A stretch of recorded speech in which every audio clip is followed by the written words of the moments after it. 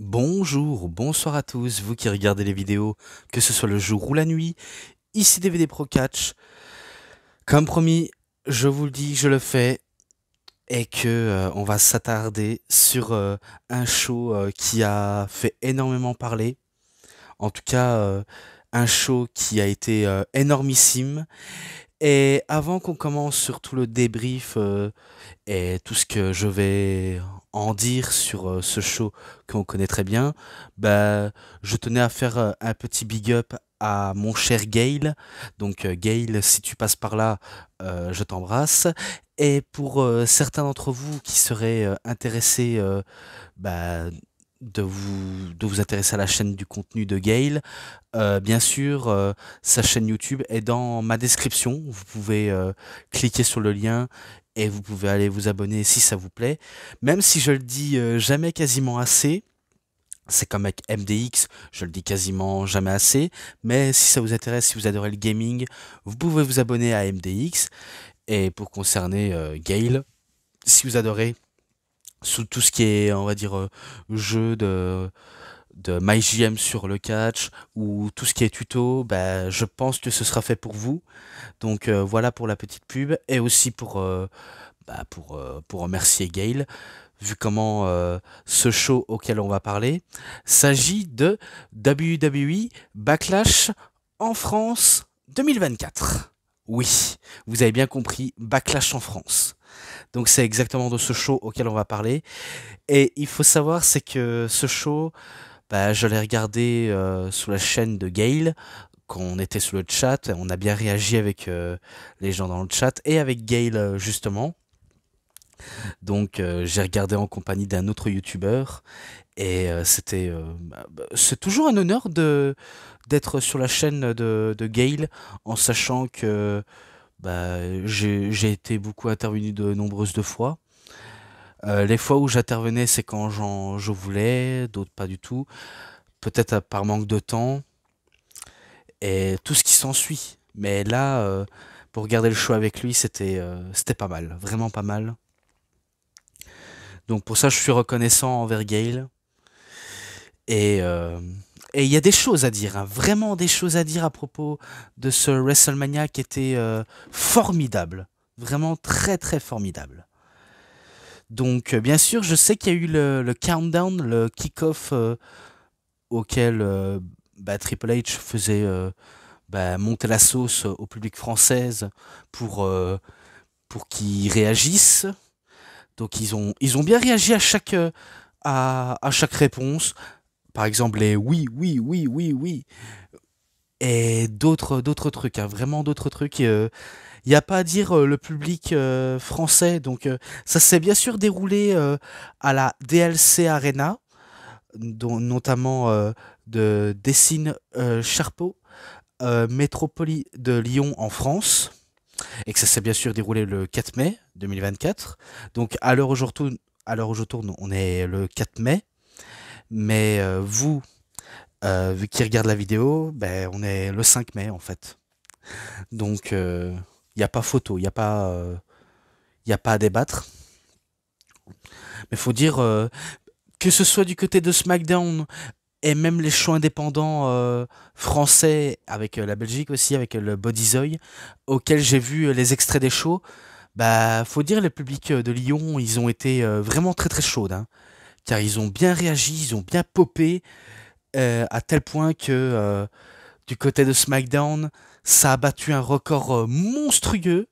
Et d'ailleurs, vous allez bien comprendre aussi que même ce backlash-là a battu un énorme record qui est oufissime.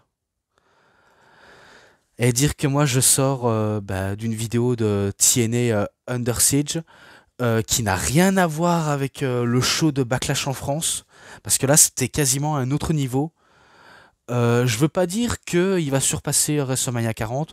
À vrai dire, je les mets tous les deux coude à coude. Voilà, pour la simple et bonne raison que ça a été deux shows de WWE absolument incroyables.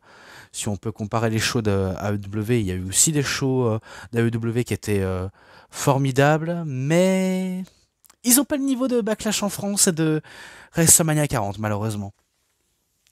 Mais bon, j'ai vu les extraits de circuits indépendants, notamment de la RIX, la BZW qui est la Bodyzoy, que maintenant enfin, ils se font appeler Bangers and Wrestling, auxquels ils ont eu beaucoup de bonnes réactions, mais le plus lourd c'était SmackDown et WrestleMania.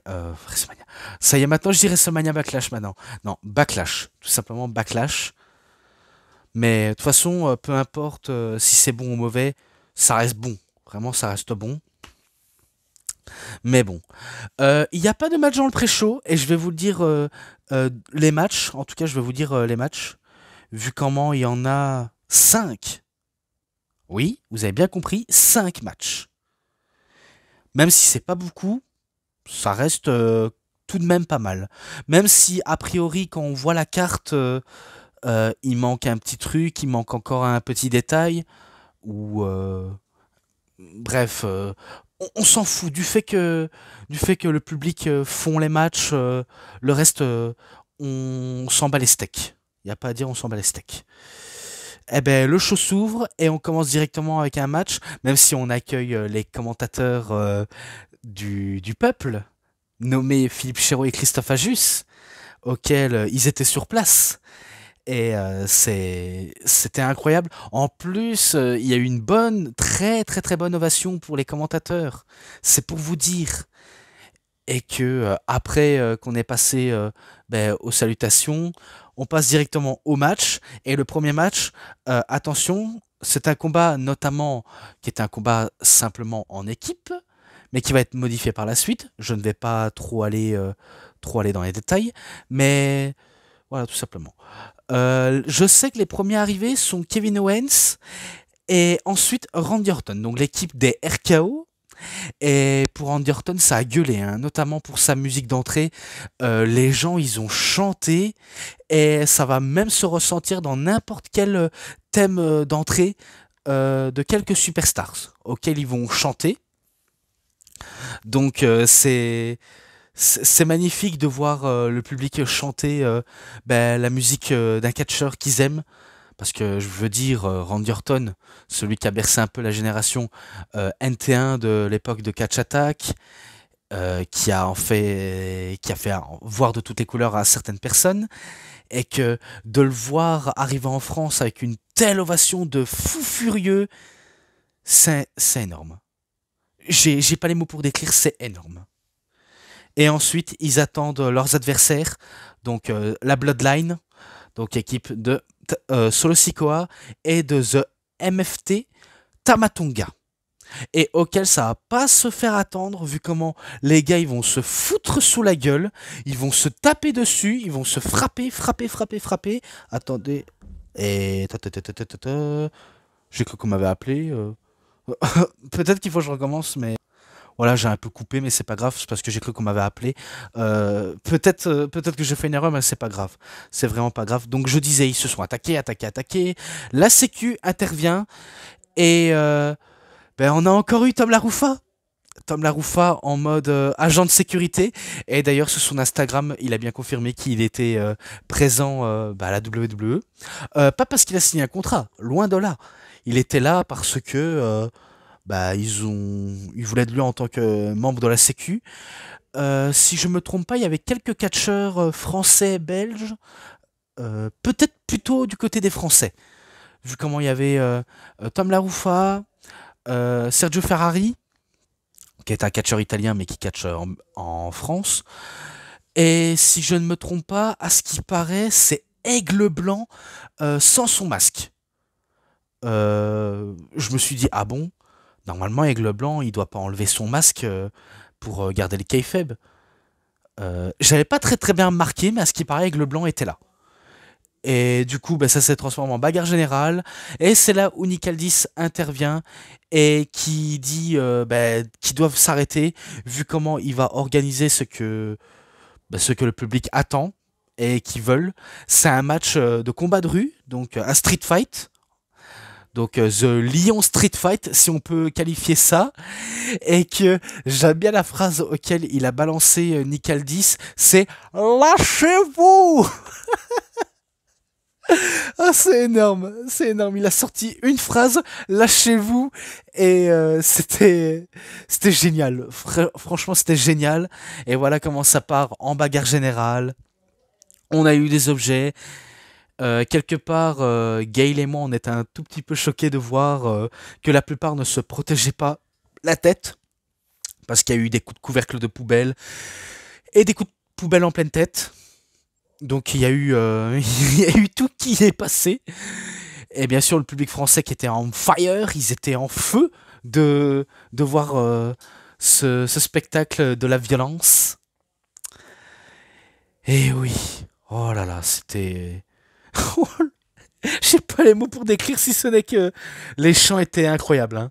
Vraiment, les chants, c'est vraiment à écouter, hein, car quand tu écoutes l'ambiance, tu te dis ah ouais, là c'est vraiment une ambiance catchestiquement parlant, hein. Vu comment on a l'impression d'être dans un stade de foot auquel les gars ils encouragent leurs supporters, mais mais là c'est pas question de foot, là c'est question de catch. C'est ça ce qui était génial, vraiment génial en tout cas. Ouh là là là, qu'est-ce que c'était magnifique, c'était magnifique. Et après il y a eu plusieurs réactions. Et il y a tellement de trucs à dire, c'est dingue, auquel il faut que j'aille droit au but aussi. Oh là là. Je sais que l'équipe RKO, donc Kevin Owens et Randy Orton avaient l'avantage des RKO, des stunners sur la plupart des personnes. Et au moment où ils étaient prêts à avoir la victoire, je crois que ce sera Kevin Owens qui va se faire, on va dire, prendre par les pieds, ou Randy Orton par un gars qui arrive, qui fout une énorme coup de corde à linge, enfin, une clothesline, et il s'agit du frère de Tama Tonga. Oui, donc Tonga Loa, catcheur de la New Japan, et auquel ben, il suit ben, les pas de son frère, et il rejoint peut-être la Bloodline. Donc, normalement, il devait avoir Jacob Fatou ou peut-être Zilla Fatou, mais avec les problèmes qu'enchaîne Zilla Fatou, je pense que c'est un peu c'est un peu mort tant que l'affaire ne sera pas réglée. Jacob Fatou, j'en ai aucune idée, mais en tout cas, on attend toujours ben, un retour triomphant. Et qui sait, pourrait rejoindre la nouvelle Bloodline. On peut qualifier de Bloodline 2.0. Donc c'est là où les Heels prennent l'avantage. Uranagi sur Owens et Samoan Spike pour la victoire. Donc tout simplement victoire de Solo Sikoa et de Tama Tonga grâce à une intervention de Tonga Loa. Donc il n'y a pas à dire, victoire de la Bloodline. Et que c'est Solo qui prend les devants, alors que je me rappelle, les gens ils ont chanté bah, des tas de trucs, hein. We want Roman, we want Roman. Ou encore il y avait aussi on veut des tables, on veut des tables. Bref, tout ce qu'il y a à dire. Ou encore c'est pas gentil, c'est pas gentil. Il y avait aussi c'était méchant aussi. Il y avait des tas de trucs. Ah, il y avait des tas de mots à citer, hein. Comme par exemple l'arbitre quand il compte un, deux, simplement deux, simplement deux, simplement deux. Oh là là, mais oh, le public de folie. Il n'y a pas à dire, le public de folie. Même si j'ai pas pronostiqué ça, en tout cas j'avais pas pronostiqué, à part quand j'étais sur la chaîne de Gale, on avait pronostiqué bah, qui gagnerait tous ensemble, bien sûr on s'était mis tous ensemble d'accord, et, euh, et c'est dingue, la plupart des pronostics, la plupart ils étaient bons, qu'on avait un peu raison sur toute la ligne, qui est assez étrange ma foi, mais bon, c'est une autre histoire. Bon, je pense que je vais passer à la suite. Je vais pas trop m'y attarder dessus, si vous permettez bien. Eh ben, le match suivant, c'est un match triple menace pour le titre féminin de la WWE. Donc, Bayley contre Naomi contre Tiffany Stratton. Un match aussi qui était un peu pronostiqué un peu prévisiblement, de manière logique, un peu comme le match d'ouverture. mais que bah, les réactions qu'il y avait, surtout pour Bailey et Tiffany Stratton. Pour Bailey, il y avait des chants Hey, hey, Bailey, ah, I wanna know what the brie my girl. Donc ils ont chanté en anglais, c'était assez génial. Et pour Tiffany Stratton, même si Tiffany Stratton, elle a cette gimmick de princesse Barbie girl un peu trop prétentieuse, fille un peu trop gâtée, égoïstement parlant. Elle a quand même des bonnes réactions auprès du public et que je le dis jamais souvent, mais je pense que la plupart des catcheurs, ils ont été adoptés par le public français. Quant à ce genre de réaction comme ça, et je suppose que certains fans français ou ceux qui ne sont pas fans de catch doivent quand même aller les voir. Enfin, voir ce show, s'il est toujours disponible sur le network, si c'est possible en tout cas, mais si vous connaissez quelqu'un qui n'est pas fan de catch à la base, montrez-lui cette vidéo, qu'ils écoutent les réactions et tout le mini-fall du public, vous allez vite comprendre. Parce que du côté de SmackDown, du côté de Backlash, c'est pépite, une pépite. Le match Triple Menace en lui-même, il y avait des trucs assez un tout petit peu mou, surtout de la part de Naomi. J'ai rien contre Naomi, en tout cas je n'ai rien contre elle personnellement. Je le trouve un tout petit peu soft. Est-ce que c'est peut-être à propos du voyage ou peut-être parce qu'elle se repose pas assez? Aucune idée, mais elle a essayé de faire de son mieux pour assurer le show. Ça, c'est sûr et certain. Et quant à Tiffany Stratton et Bailey, ben, ils ont donné du meilleur de eux-mêmes pour organiser ce meilleur match. Et que même si c'était soit Tiffany ou alors Bailey, c'est presque une partie de ping-pong entre le public. Hein, parce que chacun choisit leur préféré. Mais après, c'est encore un tout petit peu tôt pour Tiffany Stratton. Et pour Naomi, peut-être qu'il n'est pas trop tard, mais si jamais il y a moyen, il est fort possible qu'elle pourrait devenir championne. Bon, après, si elle est préparée physiquement, je veux pas sous-estimer les personnes, mais bon, on ne sait jamais les mauvaises langues qui diraient ça, au cas où. On a eu des tas de prises, par exemple With You, Belly to Belly, The Pretty Moonsault Ever, qui est l'équivalent du Best Moonsault Ever à la manière de Christopher Daniels, mais qui a passé, mais après l'autre qui n'a pas passé. Il devait avoir le Rose Plant, mais il y a eu contre sur contre.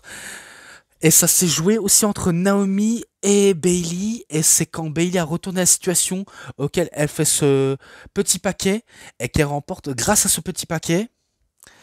Donc elle remporte le match pour la victoire.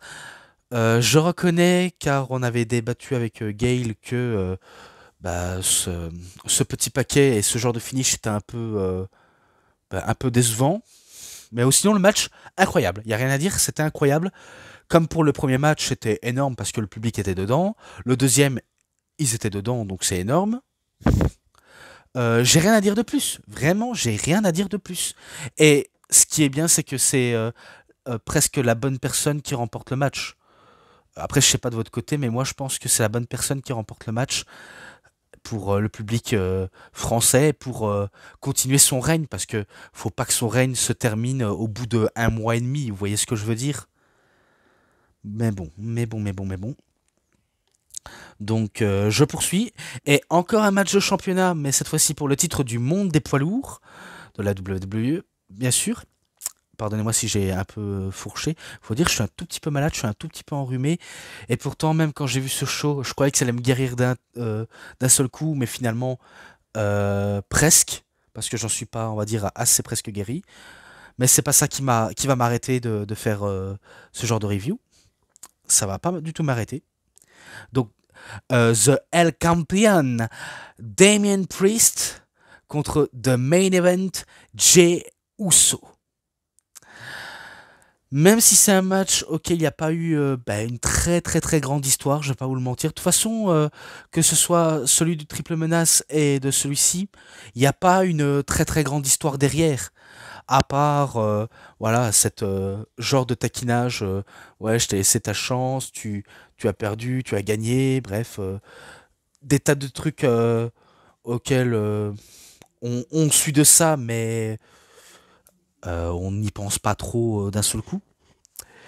Ce qui était bien, c'est que le public a très bien réagi, notamment les hits, hits, hits, parce que ils étaient en furie, hein. Ils étaient en furie, et que pour Damien Priest, vu comment c'est le heel par excellence, euh, bon après c'est pas non plus le heel qui a une hit nucléaire que par rapport à Dominic Mysterio, c'est pas par rapport à lui, mais il joue le heel quand même, mais un heel plutôt cool, un peu vénère de temps en temps, mais aussi non cool.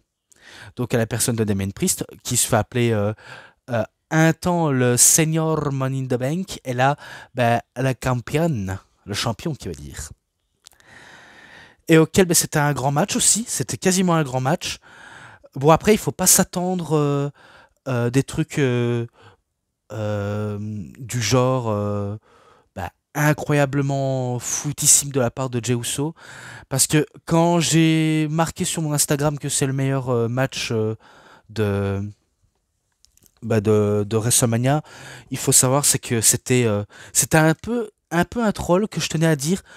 Bon après c'est peut-être parce que j'aime bien Jimmy, j'aimais bien Jay aussi, mais peut-être que j'aurais pas dû faire ça. Mais bon, je me suis dit euh, ça aurait pu euh, ça aurait pu être moisi, moisi de chez moisi.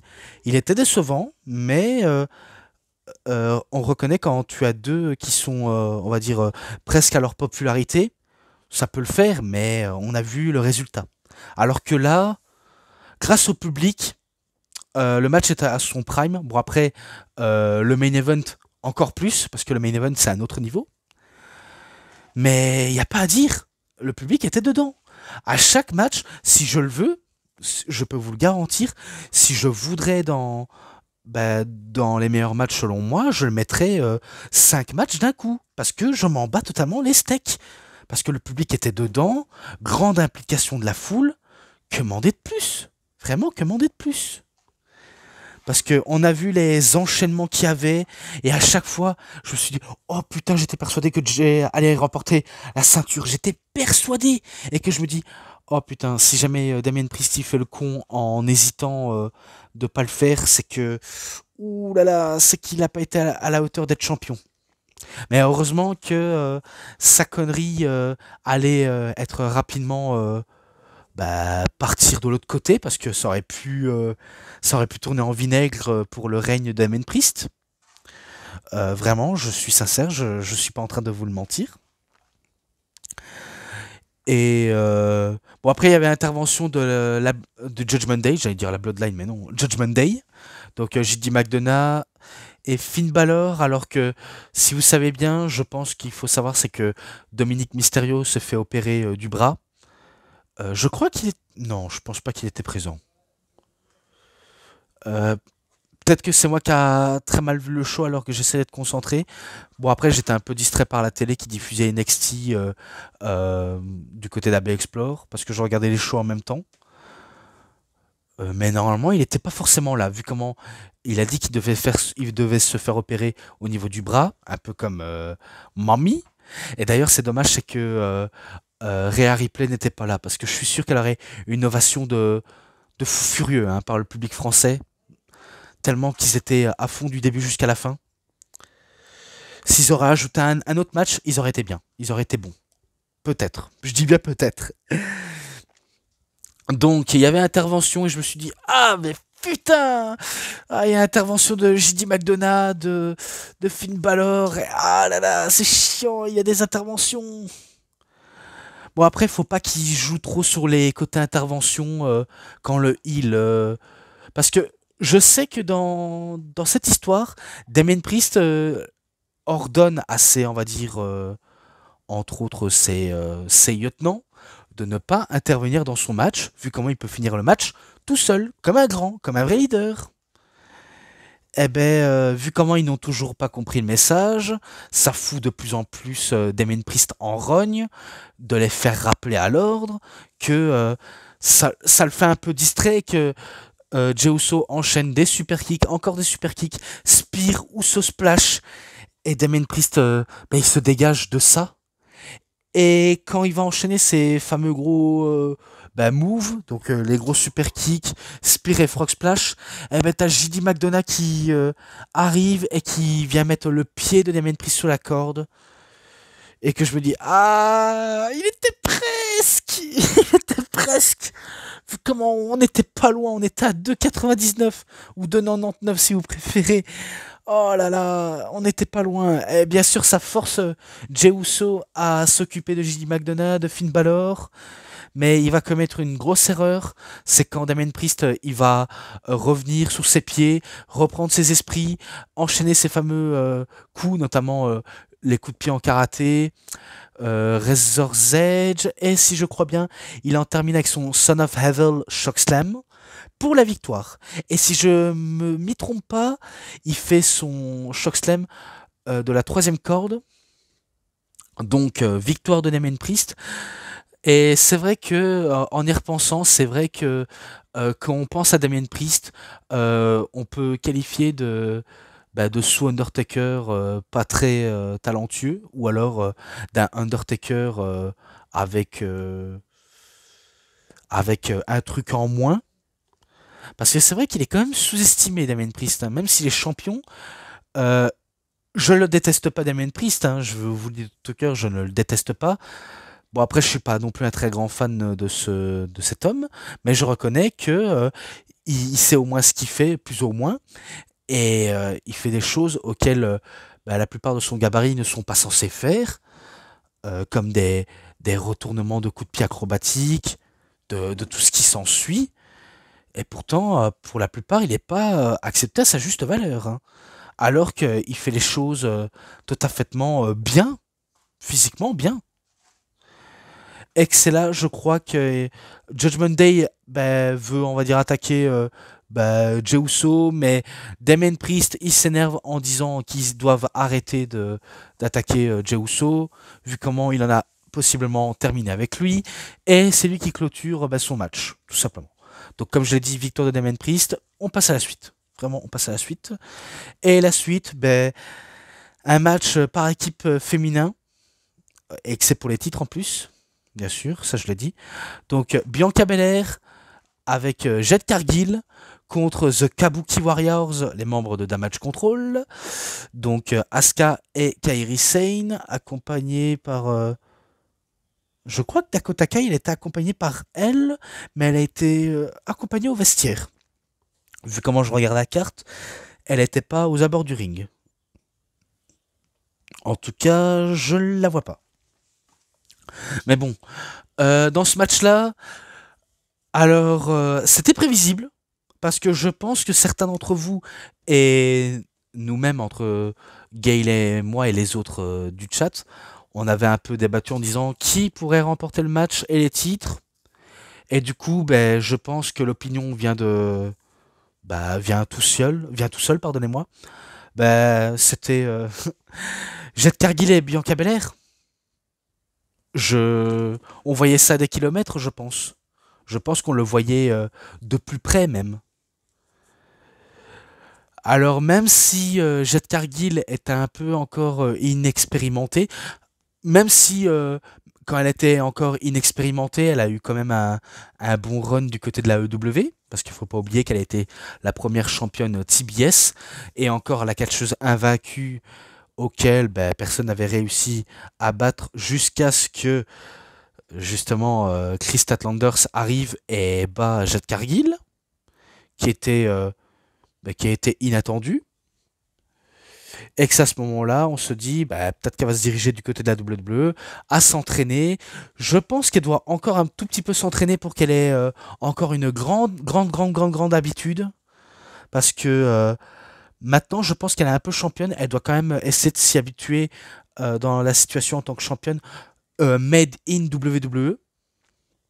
Parce que être aux côtés de quelqu'un qui est un peu un produit WWE à la personne de Bianca Belair, il y a forcément moyen. Malgré le physique et le gabarit qu'elle a, Et le star power aussi, elle a le star power. Elle a le star power qui dégage, qui est assez impressionnant, mais encore un peu inexpérimenté.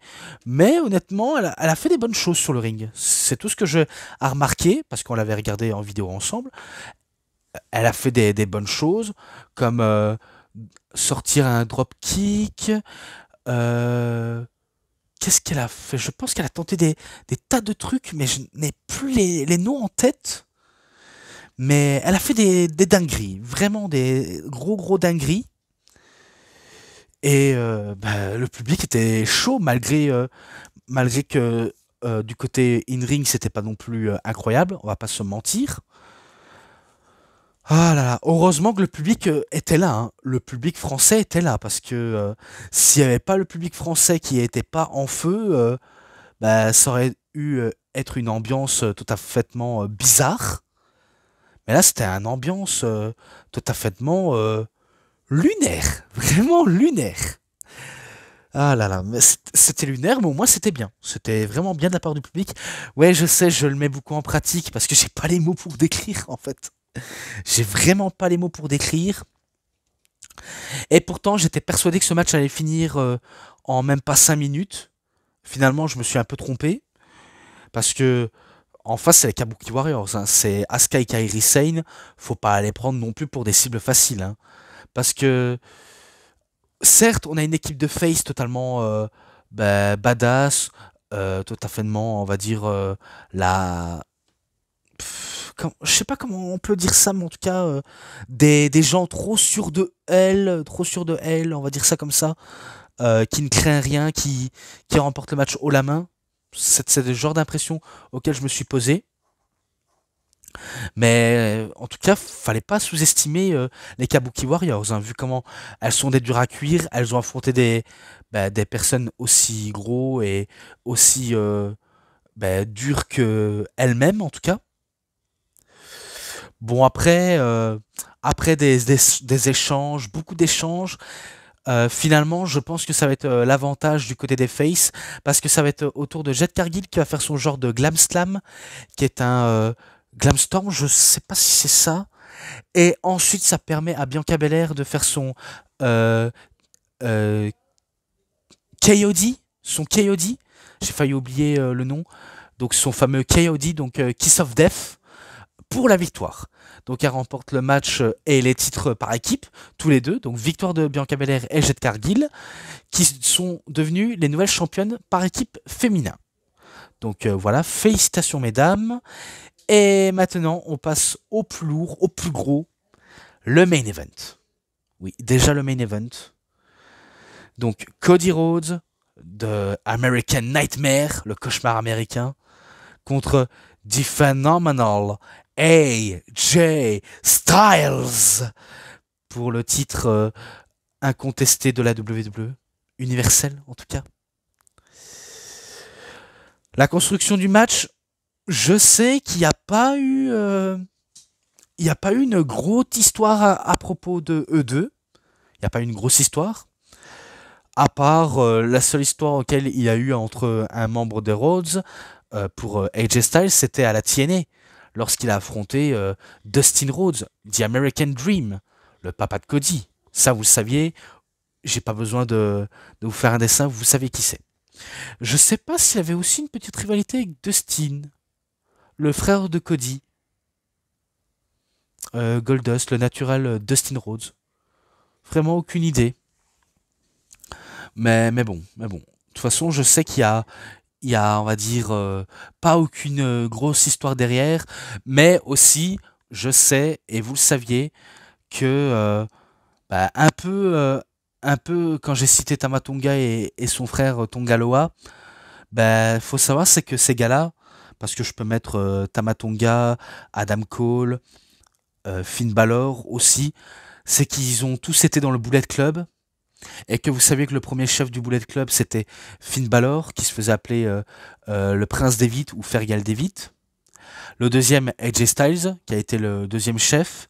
Troisième chef, Kenny Omega. Le quatrième chef, Cody Rhodes. Cinquième chef, Jay White. Parce que malheureusement, Tamatonga et ses frères, donc Tongaloa et un autre des frères de Tamatonga n'ont pas malheureusement été chefs. Je sais pas si actuellement c'est Kenta ou The King of Madness Evil qui est chef. En tout cas, dur à dire, vraiment dur à dire. Mais tout ce qu'on sait, c'est que on a affaire à deux anciens chefs. Adam Cole, il a jamais été chef du Bullet Club, même pas Adam Page, et surtout pas les Young Bucks, à part en équipe. Mais bon, ils ont tous été chefs du Bullet Club, et ça a un côté tellement symbolique auquel on s'attendait à un gros match, et d'ailleurs, c'est exactement le cas. J'étais à 50% pour Cody Rhodes, 50% pour AJ Styles, mais 100% gros combat. Et je me suis pas trompé. Vraiment, je me suis pas trompé. La foule était à fond. Quand AJ Styles fait son entrée, les gens chantent cette fameuse chanson auquel ils avaient chanté à SmackDown. Il est vraiment, il est vraiment, il est vraiment phénoménal. La la la la la la la la la la la la la la la la la la la. Oh là.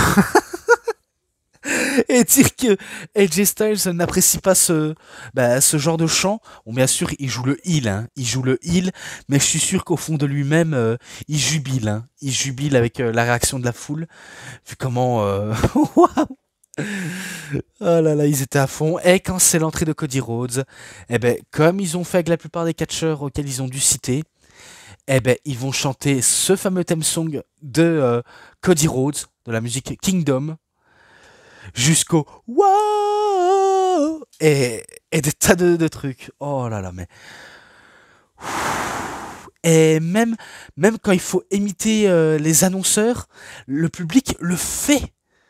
C'est étonnant, c'est une dinguerie.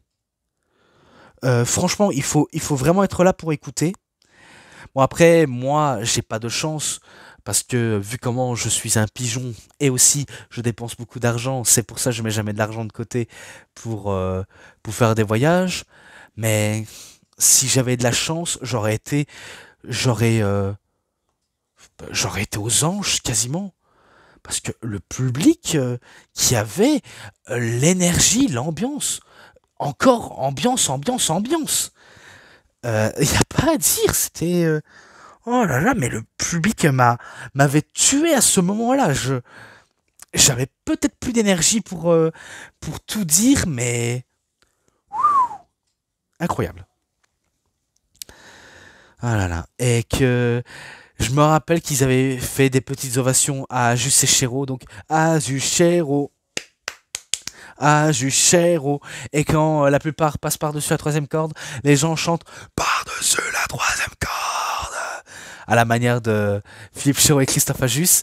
Donc des gens qui accompagnent les paroles parce qu'ils connaissent les paroles de Chéreau et Ajus. Il y a vraiment de quoi dire et de imiter ce qu'ils font, quoi. Tellement que leurs phrases sont absolument mythiques. Euh, Il y a eu beaucoup de trucs, hein. Il s'est passé tellement de trucs que l'un des deux a tenté d'avoir le dessus, hein. Des tentatives de Styles Clash. On joue même sur la blessure de Cody Rhodes au niveau de l'épaule. Tentative de Crossroads, de Cody Cutter, de Phenomenal Forearm, de Calf Clasher, de tous les movesets auxquels eux connaissent très bien. Parce que sous le ring, c'est un banger. Et le main event était meilleur. Meilleur parce que ça a duré tellement, mais tellement longtemps que qu'il y avait de la magie dans l'air. La magie du catch ressurgit.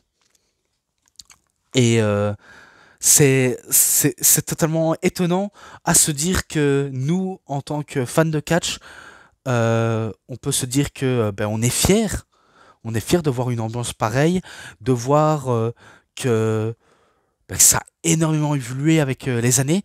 Parce qu'il faut dire, depuis la génération Catch Attack, on n'a pas eu cette énergie-là. Sérieusement, je pèse mes mots. On n'a pas eu cette énergie de grosse pop, de gens qui chantent. On n'a pas eu tout ça. Et là, on est en 2024. Tu applaudis, tu chantes, tu fais la fête dans le public. C'est C'est ça ce qui est cool. Ça, c'est vraiment cool. Et ça, c'est le catch comme on aime. Et quand tu vois deux gars se donner à fond dans un ring devant des publics français qui sont émerveillés de voir leur héros ben, se battre, c'est génial. C'est vraiment génial. C'est magique. C'est un banger. J'avais été un tout petit peu inquiet par rapport à Cody Rhodes par rapport à son épaule parce que j'ai cru que son épaule allait lâcher vu comment il vend peut-être une blessure à l'épaule. Est-ce qu'il vend? Est-ce qu'il a réellement mal? Aucune idée, mais en tout cas, c'est un excellent vendeur, un excellent seller. Et quant à AJ Styles, ben, quand il faut jouer le heel, il le fait parce que à chaque fois quand le public euh, chante qu'il est phénoménal, eh ben ça le motive à détruire de plus en plus Cody Rhodes. Car il s'arrête pas à s'acharner jusqu'à ce que Cody Rhodes, ben, il doit sûrement perdre de pied et tout simplement,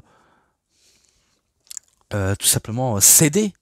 Je sais pas comment on doit le dire plus précisément, mais bon, il a failli y passer.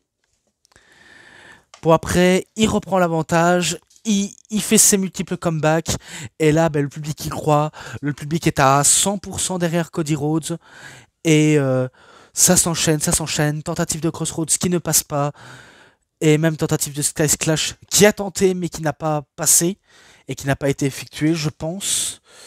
Mais après, on passe au climax du match. Au moment où Cody Rhodes a l'avantage, eh ben, il enchaîne directement à faire son Cody Cutter du niveau de la troisième corde pour effectuer. Et quel Cody Cutter! Quel putain de Cody Cutter! Ok, il l'a enchaîné sur AJ Styles parce que s'il serait loupé, oh là là, ça aurait été catastrophique. Mais là, c'était bien effectué avec l'élan qu'il avait et la détente. Et c'est à ce moment-là auquel il décide de terminer avec le Crossroads pour 1, 2, 3, la victoire. Oh là là. Tout simplement la victoire pour Cody Rhodes, qui conserve son titre incontesté de la WWE. Et quel match, hein. Vraiment quel match entre les deux hommes.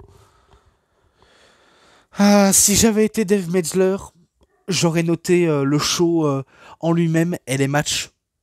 Par exemple, moi j'aurais mis le main event 5 étoiles, hein, parce que là, pour moi, ça mérite un 5 étoiles. Mais quand c'est des shows pareils, quand je fais des reviews comme ça, alors que j'ai pas de DVD, bon après, avec ou sans DVD, peu importe, j'aurais mis un 5 étoiles, mais je, là, je les note pas. Parce que là, maintenant, je me dis, là, je crois que c'est bon, je les note plus. À part pour les DVD, mais sinon, pour les shows eux-mêmes que je regarde, c'est... je regarde et je donne mon avis, tout simplement. Bon après, c'est ma chaîne, je fais ce que je veux, hein. C'est comme la plupart des personnes, ils ont leur chaîne, ils font ce qu'ils veulent. Même si ce serait intéressant d'avoir des chiffres et donner de leur avis. Mais bon, en tout cas, le backlash en France était énorme, vraiment énorme. Un public génialissime, qu'ils ont battu un record. Ah, si seulement on pouvait avoir un WrestleMania en France, ça aurait été le rêve.